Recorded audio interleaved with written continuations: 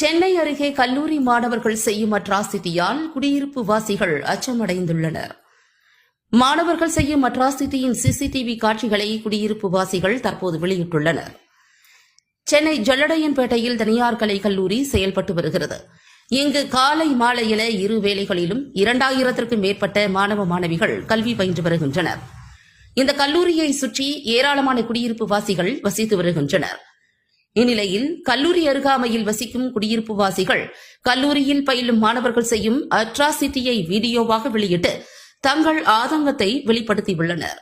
குறிப்பாக கல்லூரிக்கு வரும் மாணவர்கள் தினசரி கல்லூரியை ஒட்டியுள்ள சுற்றுச்சுவரை தாண்டி அபார்ட்மெண்ட்களுக்குள் எல்லை மீறி நுழைந்து மது அருந்துவதால் அங்கு வசிக்கும் பெண்கள், குழந்தைகள், மூதாட்டிகள் என அனைவரும் வீட்டின் கதவை பூட்டிக் கொண்டு வெளியில் தலை காட்ட இயலாமல் மிகுந்த அச்சத்தில் முடங்கியுள்ளனர். இதுகுறித்து பாதிக்கப்பட்ட குடியிருப்பு வாசிகள் கல்லூரி